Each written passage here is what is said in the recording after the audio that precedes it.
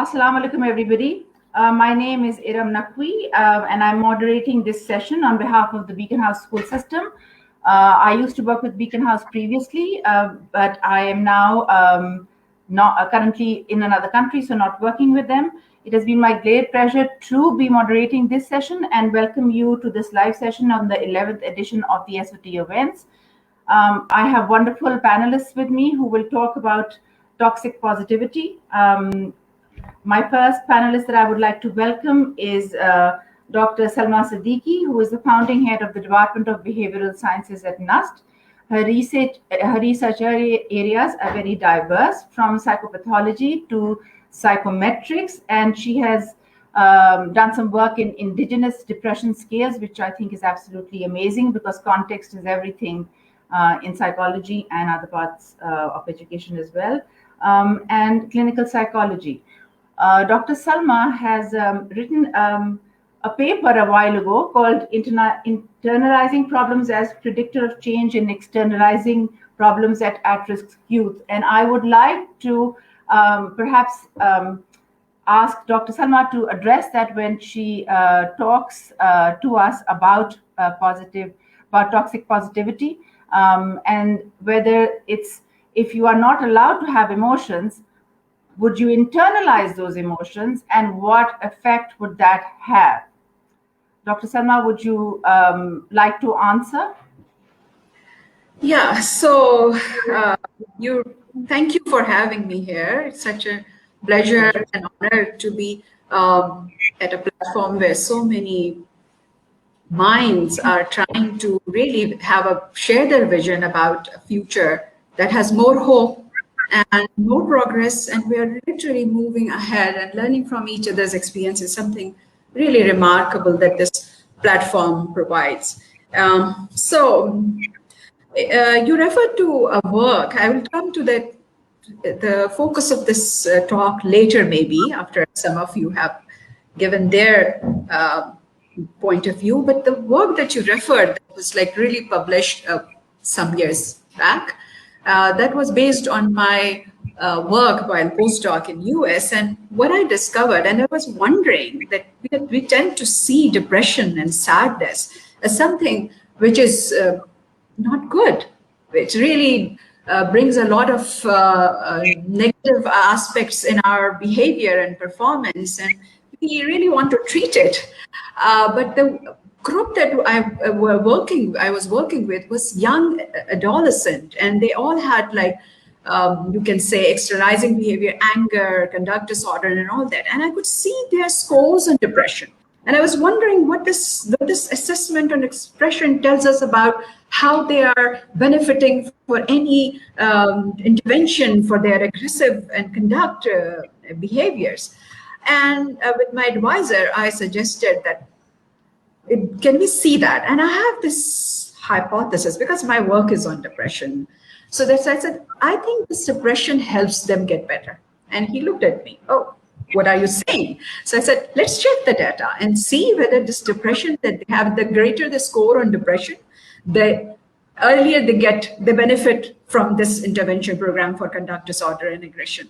And lo and behold, we looked at all the data over the years that they had, because it's a study going on for years. So we had all the data from different parts of the US and some from Europe as well. And we looked at it and we did find that.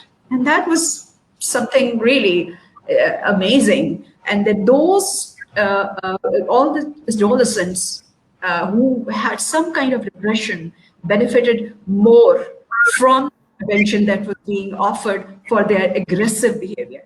And how do we make sense of that?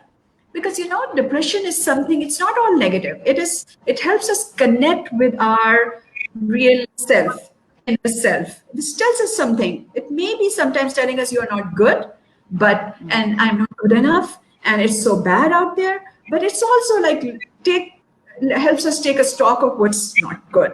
And when we're taking a stock of what's not good and how I'm not feeling good, it allows us a reflection. And this reflection brings out all that we can focus, and the teachers can focus, and the counselors can focus, and the adults in the lives of the adolescent can focus and help turn it into a positive energy.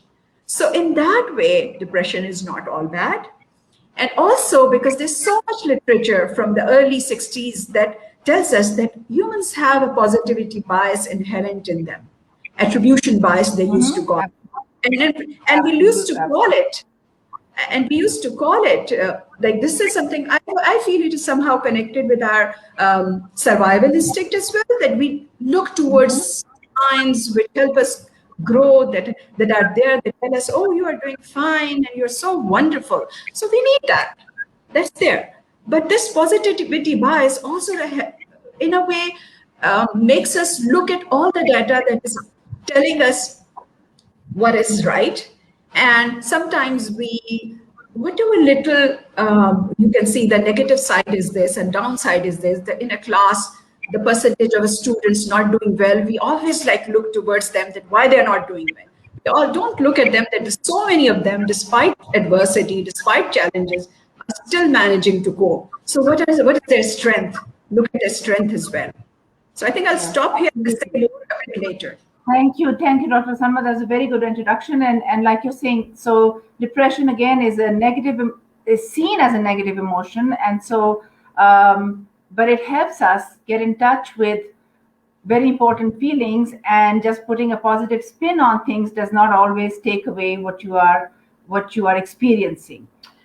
With that, I'll come to Amy Green. Amy is an expert in teacher well-being and instructional practice, and understands the frustrations and the issues that teachers may be facing at a daily basis, and how to improve teacher well-being, so that when teacher well-being is improved, then student well-being is improved. It becomes sort of like a holistic thing. So it is very important to pay attention to that, because all the stakeholders in a child's life, the parents, the teachers, all of their well-being is very important in the well-being of the child. It's not just that you take care of the student and everything will be good. We all need to take care of each other for the child to be in a good place.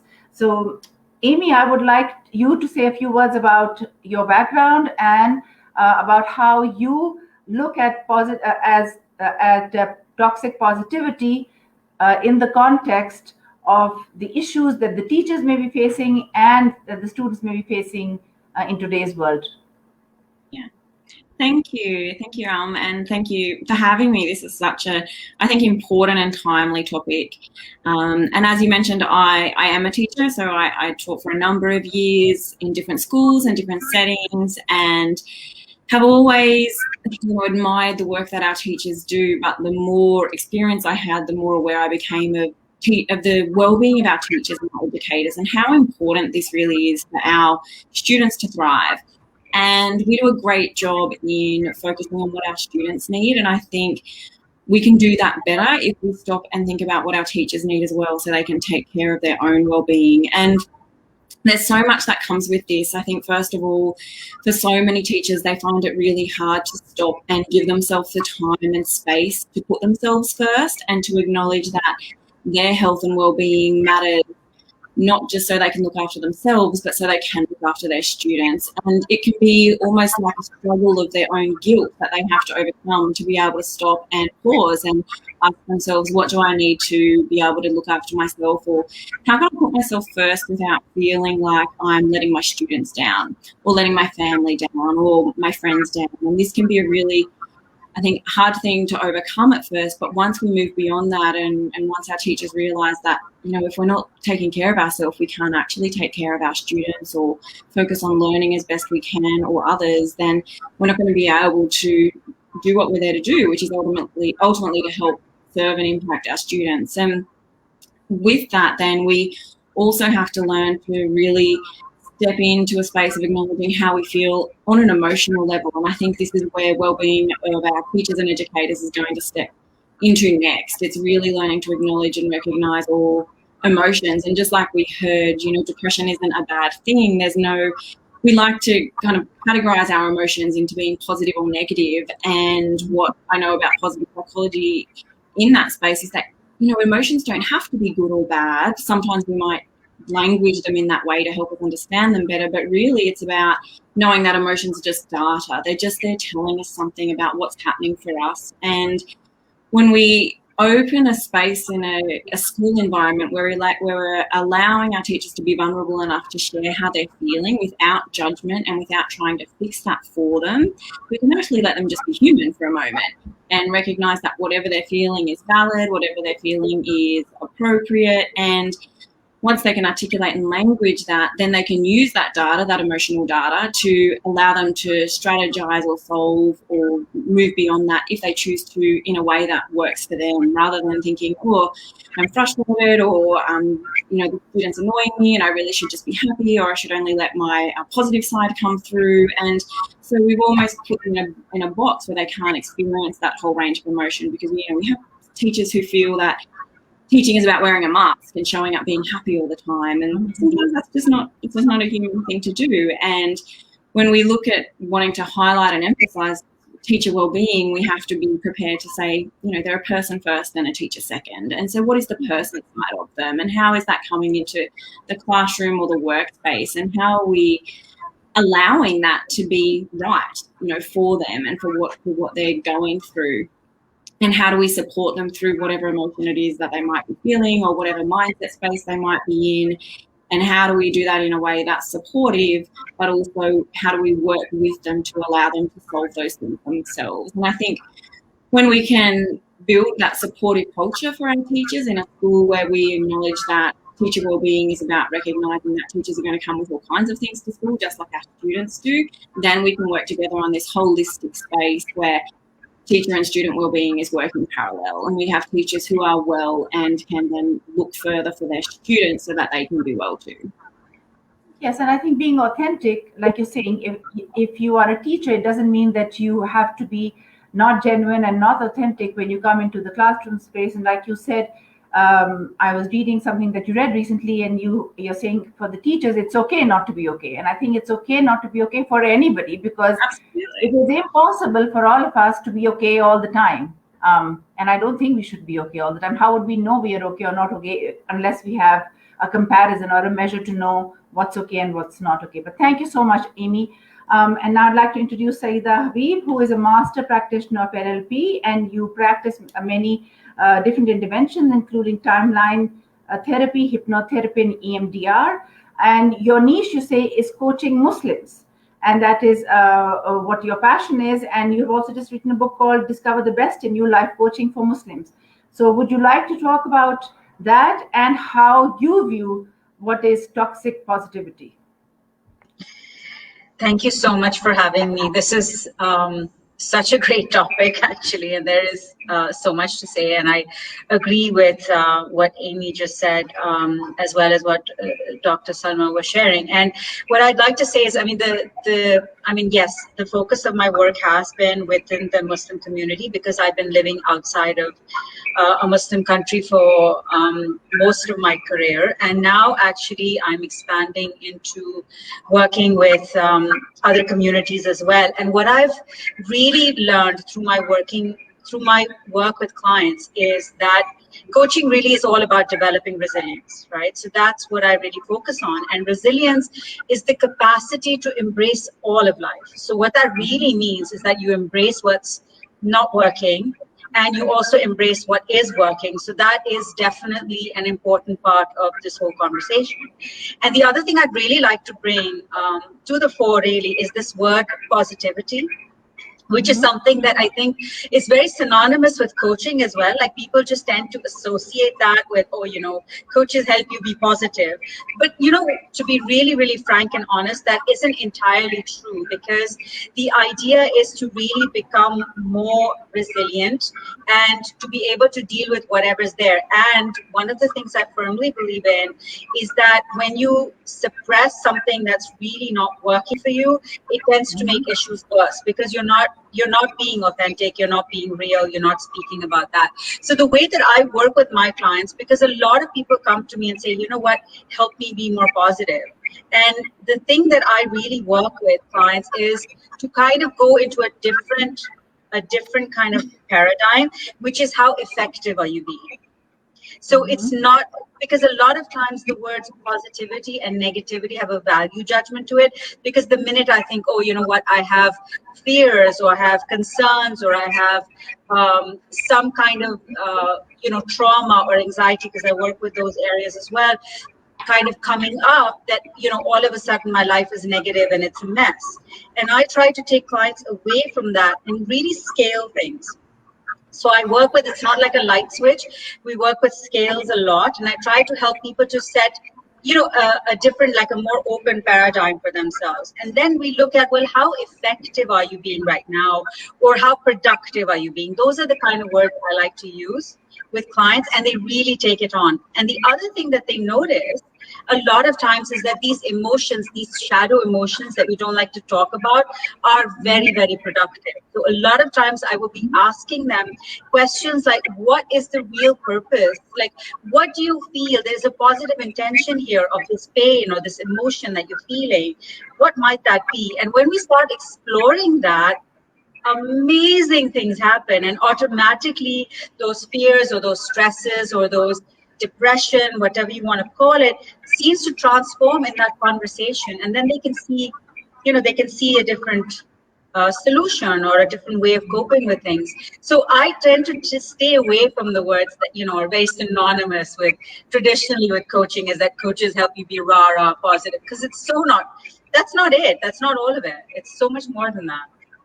And the other thing I wanted to also say is that the book was written for the Muslim community, for sure, but there are a lot of non-Muslims who are also reading it all over the world, because a lot of these exercises and tips and tools that I've talked about are really about the human experience. They're not necessarily for one faith and excluding anyone else. So I just wanted to put that out there as well.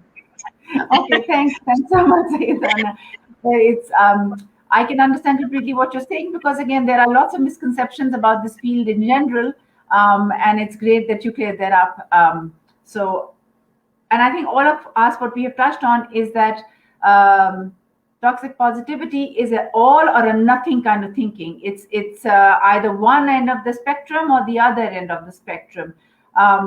But that's not how we live our lives. We live our lives somewhere along that spectrum.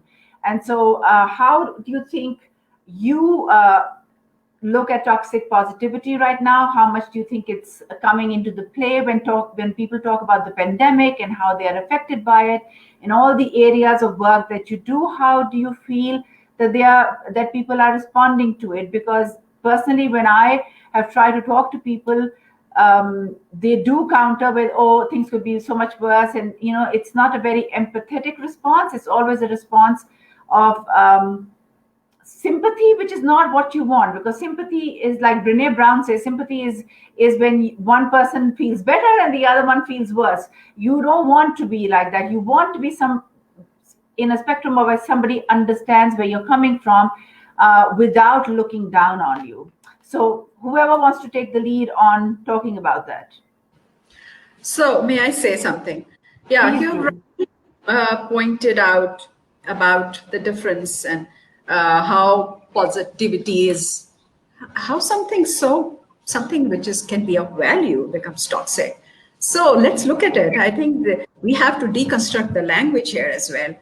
And how come positivity becomes associated with toxicity? That's something to be looked into as well.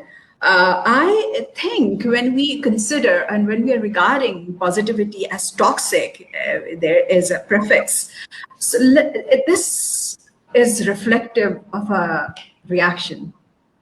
The one who's receiving a message which demands positivity is seeing this as toxic. So this is how I view it. Maybe the time is not right. It's premature to send out those positive messages to that person, because that person is not at a place where he receives these wise lessons of how to be positive.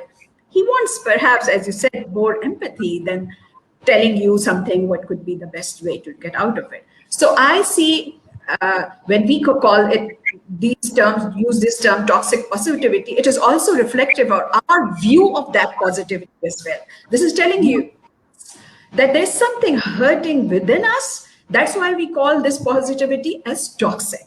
Okay, one thing is that. And the other thing is, then, okay, so we have to, whose need are we attending to?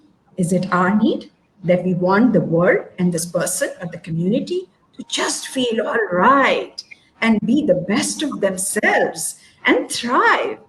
Okay, so maybe they are surviving right now. So help them survive. And when they have taken care of their own battles, then perhaps they will move on to and learn to discover what helped them thrive or what can help them thrive. So there are many nuances here, being reactive being reactive to proactive, and really using the positivity that's all out there, our own desire for the other person to be well.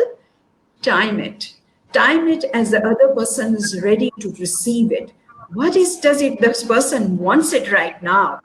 That is one thing. And the other thing is, yes, during the pandemic, during the COVID, I think the social media has really done this. We found this empty space, and then we try to fill it with everything positive. Somebody learning new language, somebody just getting up with some entrepreneur, some activity and entrepreneurism in thriving and all that puts a demand on somebody who's not that outgoing and extrovert, and you maybe just reflective and spending time with oneself, to taking a stock how my life has been, where am I in terms of my goals and aspiration. And that's okay. We don't have to measure up against the standards that others have put up. There shouldn't be a demand on us that, oh, feel good. You are allowed to feel down a bit as well sometimes. And let me tell you, all the creativity literally spurs from that source, that reservoir, and we all feel a little down. All the best marvels of art has really come up from that. So feeling down sometimes helps you connect with the real you. And we need to be that reflective and connect with the real you. Absolutely. Amy, would you like to say something about that as well? Yeah, absolutely. I agree a lot with what Dr. Salma has shared there too. I think I'll just pick up on a few things around what is perhaps pushing this idea of toxic positivity coming through. And one of the reasons we're finding it so hard to manage, especially during and post-pandemic even, is firstly this idea that, we have to always focus on the good things. And, through social media, we're seeing such an influx of positive quotes. And if I just read a few, I'll feel instantly better. I'll write things in my gratitude journal. And so it's almost like we're told to not sit with some of those negative emotions, if I use the word negative, or just, that data. We're told to move away from it as quickly as possible and look for the positive and tell ourselves, that it's not that bad, or someone else has got it worse than me. And so we're suppressing what's happening for us right now. We're not leaning into that. We're not taught to know how to unpack or sit with or feel those emotions that feel a little bit uncomfortable or can be stressful. And I think because it's not yet normalized, and it's not part of what we do well in terms of being able to sit with those emotions, talk about them with people, understand the difference between empathy and sympathy, and know how to hold space with that, or even just be okay with, I'm having an off day today, be okay with, I'm not feeling great, or be okay with, that doesn't make me feel good, because we're not taught that it's okay to feel like that, and that makes us feel uncomfortable. We want to quickly move to a positive space. And so this toxic positivity for me is almost like fake positivity. It's not actually our real positive space. It's not reflective of who we are being and what really is happening for us right now. It's like forcing ourselves to be in a space of what we perceive positivity or happiness to look like, but in actual fact, it's fed through us through quotes, or focusing on what we perceive is better for us because someone else has got it worse, or if I just think that I'm happy, then I'll be happy. But we're not allowing ourselves then to experience our reality in that true spectrum of emotion that we might be feeling, because we have this belief, wherever it's come from, that instead we just have to look to what's positive or move out of it as quickly as we can. So even though we people are generally better at expressing the negative emotion or understanding what that is, we don't stay there very long. We want to move out of it quicker and think, well, I just have to be happy. Even if it's a neutral level, we'd rather be there. But when we do that, we're just suppressing it in some kind of way. We're not allowing ourselves to really live through that. And so over time, it builds up. And I think that toxic positivity is really a version of not allowing ourselves to be within the uncomfortable spectrum of emotion. It's not good or bad. It's just something that we're not taught to experience or be in or allow ourselves to have time and space in. And so when we don't do that, we don't heal. We don't actually feel better. We don't allow ourselves to really know who we are. And all of that accumulated impacts our well-being dramatically. Absolutely. Because I think suppressing anything, suppressing your emotions can lead to even worse secondary emotions like shame and guilt, which makes things much worse. So Sayeda, would you say that toxic positivity is harmful? That's a really good question, and I'd like to speak to toxic positivity just for a moment from my own perspective, and what I feel is now happening with this pandemic. So, I firmly, I mean, on the other side of things, what I've learned in coaching and what I've been working with is that most of us generally have a more of a negativity bias, not a positivity bias. And that is because human beings are designed for survival, right? And I've been studying neuroscience now, and I'm designing courses around neuroscience as well. And one of the things that we learn a lot is that the brain is a prediction machine. And the work of Lisa Feldman-Barrett, who's a neuroscientist, she's amazing. She actually explains this whole process, right? So when we're actually we're making predictions all the time, right? And given that the pandemic is a common experience for all of us, our minds have been predicting so much negativity, and because of everything that's going on around us, it's like kind of like a doomsday scenario to some extent. And having said that, that's kind of a very important piece of this, and why we would say that toxic positivity has come up is because I think a lot of us are so afraid of this staying longer that we want to be more positive, and we want to look at those quotes and things like that. And though, yes, it might be, there might be a little bit of suppression there, but I firmly believe in human intention. And I think that when we reach out and we look at these things and we want to read quotes, or we want ourselves to be better in some way or another, the intention of that is genuine. And the intention really is to come out of this and to feel like we've actually not only just survived, but kind of thrived in this situation. And this is a huge ask. This is a really, really big challenge, right? So when people are out there and perhaps they're writing quotes or they're sharing things, and a lot of people have been really active on social media, myself, not so much, to be honest. But I think a lot of this is with that intention of kind of taking other people together and kind of solving this, because this is the first time where we don't feel so alone in our, yes, everyone has a flavor of the difficulties that they're facing, but as a human experience in our lifetime, this is the first time where all human beings are going through such immense challenges. So that kind of, I'm trying to put a different spin on this. So that kind of brings us together in the human experience. And that's really, really important to note, right? So yes, and there is definitely also a need for empathy. So for example, if one person is finding it really difficult to be with emotions right now, and they're very kind of in an ineffective space, they may actually also want they may not understand what the other person needs. So they may not understand that the other person is looking for empathy. And I totally get that, and I appreciate that, because we're all in different spaces and we're all dealing with different challenges, right? Having said all of that, is toxic positivity a bad thing? Well, I mean, if we think about it, if we put it as toxic, then yes. I mean, if we put it as a value judgment, then I would say yes, because we're putting a big, huge value judgment on something called positivity. And this is a word that's helped human beings survive for centuries. I mean, I don't think we should quite do that.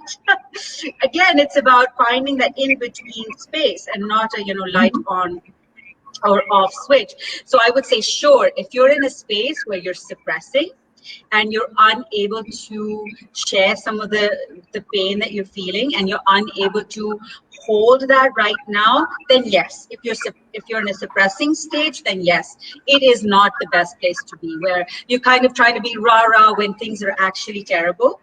So find a place where you can have a safe space and talk, and that's where professionals like us exist, you know. So I would say that to someone, that if you genuinely feel that you're suppressing, please reach out for help.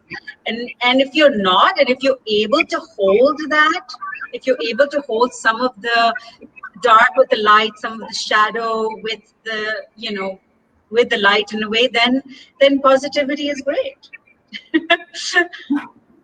Absolutely, I agree with a lot of what you've said. However, I think people reaching out for help is not as high as we would like, because I've been I just finished my own thesis, and I was looking at I looked at depression and anxiety in adolescents and what kind of online services are available for them, and overwhelmingly the majority of adolescents do not reach out for help. Even when they know something is wrong, they still do not reach out. And I think that's not only true for adolescents, it's also true for women, because I looked at research for women, men, across the board. The numbers for mental health issues are very high. The numbers for people who actually reach out and get help are still fairly low. So we do need to work. Yeah. Go ahead. I would say it's also a lack of access there and lack of awareness. Yes. So for the last so many years that I've been working in the coaching field, right? Coaching doesn't carry that same stigma as some of the other maybe help, you know, areas may, although I do a lot of different things in that. The idea is that I've always worked with helping to remove that stigma so that people can actually reach out for help. And the other thing is the access. A lot of people don't know where to actually find someone, because that person may not be in their community, and if that person is in their community, they may feel too vulnerable to go. Because I've noticed that even with my particular clientele, the area that I work with, which is women, primarily there is this sense of shame around being vulnerable, right? So there is also that trust issue, and I think the more we talk about it from a humanistic perspective, and not that there's something wrong with you if you're feeling bad or low, I think that we are still in the early stages of this. There's a kind of it's still a fledgling kind of an area, especially in Pakistan and places like that. We have a lot of work to do to remove the stigma, and we can do that together, and also try and find ways to improve access, both for younger people and for parents in particular, because even if kids are suffering, unfortunately, even with teens and adolescents and people in their 20s, the rate of self-harm is growing. And I think a lot of that is also because parents, unfortunately, don't either have the idea of what to recognize, what's going on. And the second thing is access, help, where to find it, where to find the right people. So we do have a lot of work to do in that area, I would agree. Yes. And I think the online space is a very good space for that. Because online there are now lots of resources available, especially in the first world countries. In countries like ours, they're still fledgling and perhaps not at the point where we want them to be, but online resources can be of great help. And talking about online, so we've all talked about social media and how that is impacting it, that social media can put this pressure to feel okay, to be productive, to do something, to not just sit there and wallow in your negative emotions. However, there are also, so social media is large and there are lots of elements to it, and there are also people on social media who are talking about being authentic. And I think maybe curating our social media feeds is something that we should actively look at and engage with, is looking at people who are being more authentic and then putting the message out there is how to curate it. But I would also like to now talk about, so in toxic positivity, one of the things that happens is that when people tell you that you should feel positive, or that you're better off than X, Y, and Z, and you should be thankful for what you have, what sometimes happens is then you start judging yourself. First of all, you're already feeling overwhelmed and not in a good place, and then the response you get from people in general is that you should be thankful, you should look to better things, and so it compounds it, and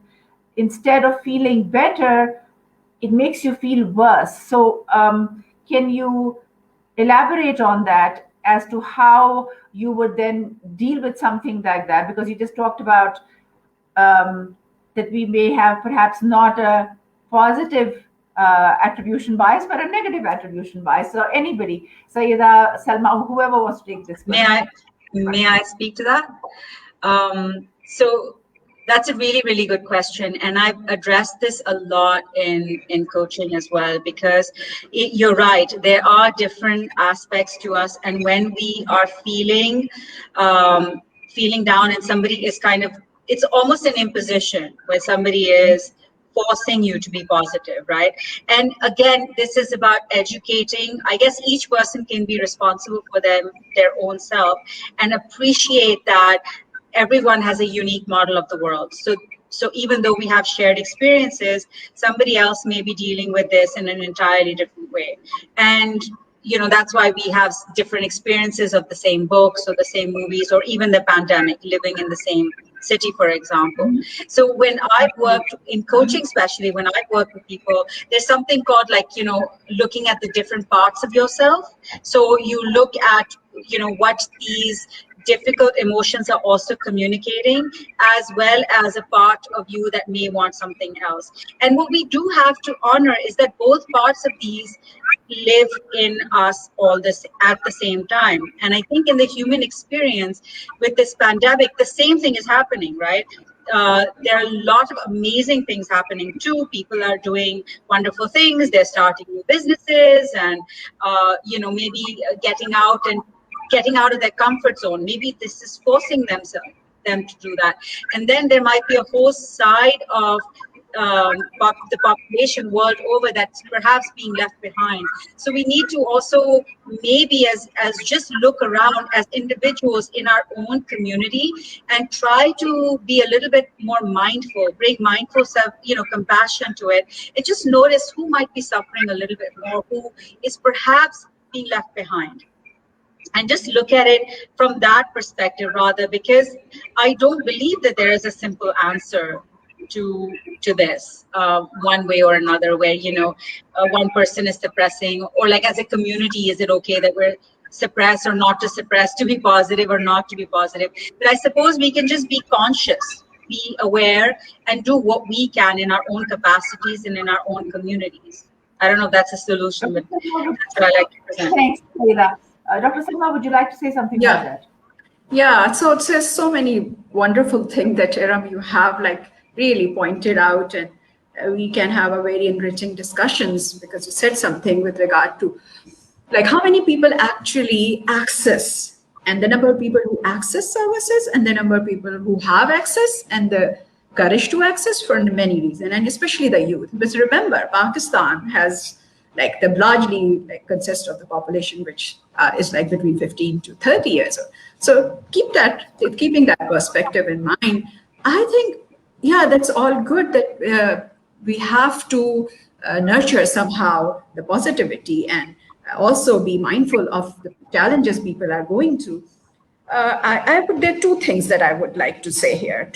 My thoughts are going in two directions. One is to really realize, when you say that people demand positivity, that there are shame cultures and there are guilt cultures. In shame cultures, usually what is done is that a demand or somebody, your actions are in a way put an entire person into shame. It's not that this behavior is not okay, or this emotion is not right, or the way you acted is not really helpful. The entire person is put to shame. And that shame is, you would see in our language, the kind of language that we use is something that we use ever since as a child, as a parenting skill or a parenting technique to put the person to shame. Shame, shame, shame. Then the child learns that if this happens, he would be shamed. From dressing to speaking, using language, behaving. So this is a shame culture. that is we are not aware of, but we are part of that kind of culture. There are other cultures which are known as guilt culture. And I'm talking about, this reference is not mine. This is based on research. So in guilt culture, what happens is that the person feels bad for their own action and they try to correct it. So guilt is good in that. So guilt helps you correct. I crossed the red light. That's not right. Next time I'm not going to do it. But if we use for correction, for corrective behavior, we're always engaging in shaming people and demanding positivity, that's not really helpful. That doesn't help. That takes away all the sense of adequacy of myself to take any action. And if you just reflect for a moment, we are doing this in our home, we are doing this in our school, where there's a public display of punishment, more than the child who needs to be learn to correct behavior. The entire school knows how this child was punished, and in our system. So there needs a systemic change. It's not something that individuals are only responsible to do. We need to bring change in our systems. The communication patterns need to change. What do we need to do? Because this is a School of Tomorrow conference, like we're thinking about what do we need to do in future. So let's think on those lines. Let's not take an individual perspective. Let's take a public health perspective. I'm an advocate of this. And why? Because I've studied adolescent here in Islamabad and Lahore, and with no school-going children, I've seen what's happening in their life. So I know it directly. And then I have worked with the trauma survivors of APS school disaster. I know the resilience. I've seen it firsthand. And what I think is what we need, the COVID told us, the pandemic has told us where we need to focus, health and education. And what do we need to educate? Life skills. Life skills. When you have a small house and there's a lockdown, the entire family is home, and you have to face it. And if you don't have a good relationship with each other, you don't know how to talk to each other, what are you facing? So we know, and during pandemic, few are suffering, a small percentage gets afflicted and enters into the hospital for treatment. A greater majority afflicts and then gets well on their own due to their immunity. Many suffer from mental health aspects of COVID. We are not immune to that kind of adversity. Have we done that? Are we teaching our children the life skills, how to talk to each other, to say you become an enabler rather than disabler? What are we doing for our future generation? I think life skills, emotional regulation, and emotional literacy should become part of the curriculum. That should be our takeout from this pandemic, that we have to refocus and reassert our goals for future. And that's what I strongly now believe in. I absolutely agree with you. And I must tell you, I'm very proud of Beacon House because while I was there in Beacon House, Dr. Burke, who was heading the academic department, he brought in this curriculum, which then my department, which was the Wellbeing Department, implemented and did trainings across the country for. And it's a curriculum called PSHE, which is Personal, Social, Health, and Emotional Education. And it's taught from kindergarten to all the way up to high school. So it's a great curriculum, and it teaches all those life skills that you were talking about, that is from personal development to relationship building to values and beliefs to how to live in this world. So I absolutely agree with you that a systemic change is very much needed, and without a systemic change, these things will not change, and we will always have some form of toxicity, whether it's toxic positivity or other ways in which we are dealing with situations. Amy, would you like to say something about what are the alternate forms of then toxic positivity? What can we do to address it? Yeah, I think one of the things we've got to be mindful of is that this can often come to us in forms of other people or what are the expectations, which is what Sayeda mentioned in terms of imposing on how we're supposed to manage this. And one of the things that is really helpful to understand is that we all have our own version of reality. You know, there's not one reality for everyone. We all have our own version of the reality we're experiencing, the life we live, the stories we tell ourselves. And sometimes we can forget that that's just for us. And so we can find ourselves comparing our life with others or those close to us. And whilst we've shared, you know, everyone is kind of doing the best they can, and when we use positivity in some form, there's pure good intention in that. As an individual, whatever it is we're going through on whatever level, whatever spectrum, it is up to us to decide whose advice we take and what quotes we decide to take on and live, and what pieces of information are right for us right now. And I think when we're talking about systemic change and when we're looking at how we do this on an educational level, part of that is also understanding and for each of us choosing, who do we take advice from? Who do we choose to listen to or not listen to? What things do we choose to act on and not act on? And, you know, we all have an individual right to make those decisions for ourselves, and it's not up to someone else to tell us what to do or how to solve it or to focus on the positive things, even though their intentions are most likely pure and positive themselves and they just want to help. It's this ability to say yes and thank you, but then also asking yourself, do I want to do that? Do I choose to act on that? Is this right for me right now? What will I get out of that? And I think when that's probably a piece that's missing when we look at in terms of focusing on the positive for its pure good is this going to be the best thing for me right now? And no one knows that except for you. You know, it's your reality you're creating. It's your story. It's your belief. It's your value. It's your life that you're designing in a way. And so being able to just stop and ask yourself, is this where I want to head? I think that's that's where we can flip toxic positivity into its relevant positivity, is leaving the space between what's coming my way and do I choose to act on that. And I think when we're in the space of the pandemic or when we're looking at what teachers face, that's a gap that if we just pause in there, we can see some real positive change in that. So what is the positive?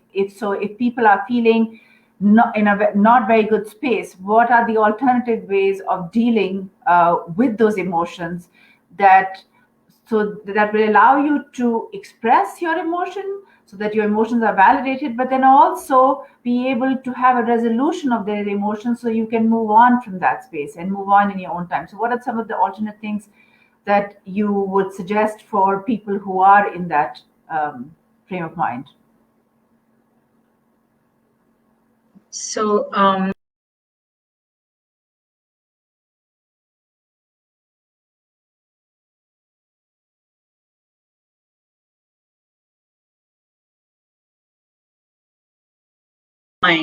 the one thing we can always do as individuals, like I know we have to work on a community level, but again, it's that whole, take your own oxygen first. So we need to get ourselves in a space where we're able to help others. Because if we really can't help others, we can't help others if we can't help ourselves. That's the first thing.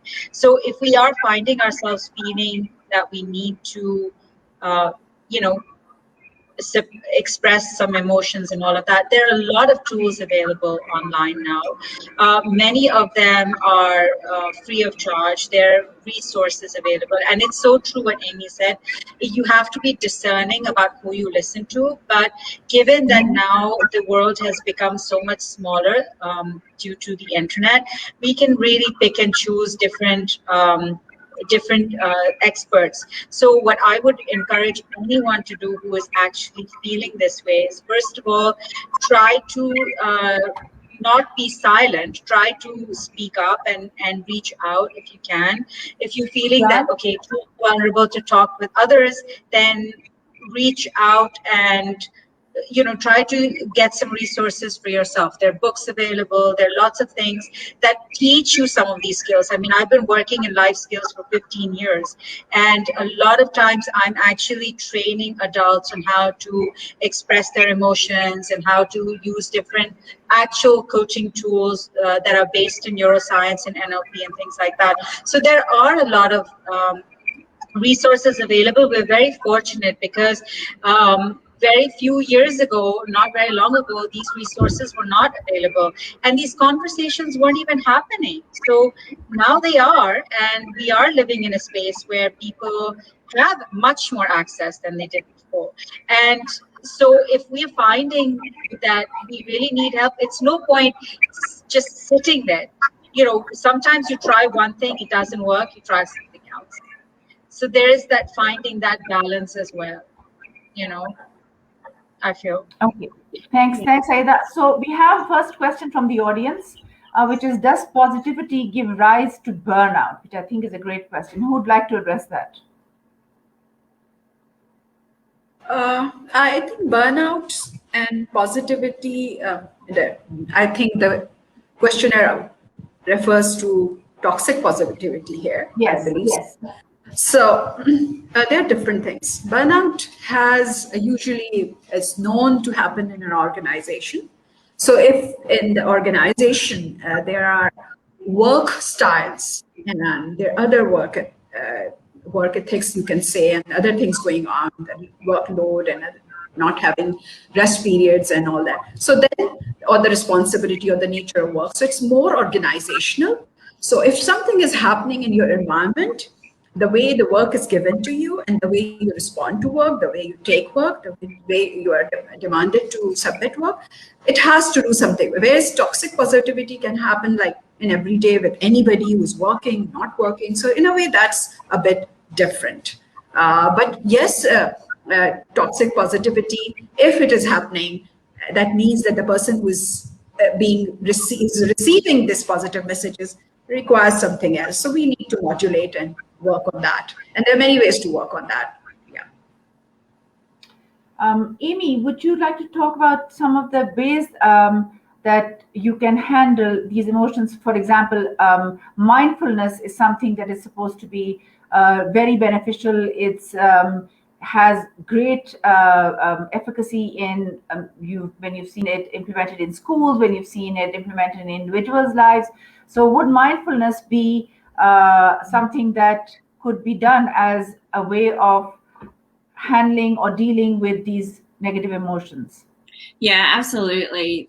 Great question. And I think whilst Sayeda mentioned, there are so many great online resources or coaches we can access and things, even a step before that, sometimes the first part is just giving yourself those tools and strategies before you can speak to anyone. So something like journaling is a great task to be able to do, where you just write out how you're feeling. There's no judgment. No one is going to read it. I think one of the beautiful things about strategies in terms of managing toxic positivity or negative emotion is that it's not public. Anything you do is just for you. And so the processes or the strategies or the skills you choose to engage in are for your benefit and they're private, which when we're dealing with something that's so vulnerable is really important. So taking a journal, and whenever you're feeling that kind of tense, those physical signs in your body where you don't feel good and you might want to express it in a way that is unresourceful or unhealthy, instead putting pen to paper and writing it out can be a great strategy. Sometimes screaming into a pillow, as silly as it sounds, but just got to get that energy out is a great thing to do. But in terms of mindfulness and meditation, having a meditation practice as well is, I speak to this a lot and I talk about it. I think we know it comes with I guess it's quite, again, we see this on social media a lot, but there's varying levels of mindfulness. So yes, it is meditation. It can be sitting down in silence or chanting or using a guided meditation if you can find that online, but it could just be walking in silence and not listening to anything and removing all distraction, or spending time in nature, or just getting a good cup of tea and sitting with yourself is really what mindfulness is about. So it's allowing you to slow down and be still, because when you can do that in silence, you allow your brain actually to find some clarity with all of the noise. And that's what being mindful is really about, giving yourself space to have clarity and removing noise. And so whether you get that through journaling first, or screaming into a pillow if you've got that energy you need to get out, or just sitting and being still, one of those strategies will help you to just feel those emotions and then allow you to move forward. Yeah. Okay, so there's another question, which I think is not perhaps that relevant, but we still ask it. Why do people think it's so cool to be toxic and bullying? It's not fun. And what is going on in people's mind when they are doing that? So why would people, I guess the question could be reframed as why do people demand this kind of positivity from you? Because it could be perhaps a kind of bullying, because they want to bully you into a positive space when you're not ready to be there. So what is happening in that person's mind when they're bullying you? Yeah.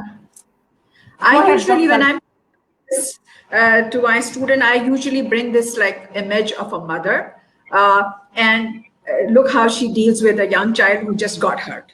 If the child, if the mother is saying, "Stop crying, this is nothing, nothing has happened, just a small itch or something," the child keeps crying. But if the mother just holds the child and then allows the comfort, the child stops crying very quickly. So we all need to be held, and we ourselves need to be held by ourselves. So that holding space is required for ourselves. Sitting, as Amy said, quietly or having a walk is all that we are required to do. Whatever works for us, to sit with ourselves and accept the distress, be kind to ourselves. That's the beginning of all the positivity. That's a really good example, Dr. Salma. I think it really helps clarify, because when you negate a person's experience, when you say, like you're giving an example of a child, when you say, there's nothing, why are you crying so much? You are negating their experience of it. But when you just hold them and kiss them, you are sitting with them and letting them work through their discomfort. So I think that's a really beautiful example. Thank you for that. Okay, there's another question. When do we realize that a person feeling proactive enough about to ask for professional help after a couple of years of receiving empathy? So how does a person ask for help after receiving empathy? So I'm not exactly sure what the question is, but yeah, please, Sayeda, go ahead. So a couple of things. What I loved the conversation previously, and I think one of the keys really what we're talking about is self-compassion, right? So when we bring self-compassion, and one of the most important things I feel with self-compassion is simply just stating that something is challenging. Like when you even just say to yourself that, you know what, I'm finding this hard. Maybe somebody else wouldn't, but I'm finding it hard. And the minute you can kind of do that, it dissipates some of that toxicity, we can call it. Yes. It just allows you to be with it a little bit more, and that in itself is healing. So just simply, if people are finding it very complicated to do any meditation practice or whatever it is, just be with yourself and go, you know what does my heart need right now? Just right now, and am I finding this difficult? And it's okay to say that. Automatically the brain will start looking for a different solution, and then the next question would be like, what's one thing that I can do to help myself right now or to feel better? Just a simple, like these little simple questions, start creating a whole new neural pathway in the brain. Like that's kind of the work that I also do.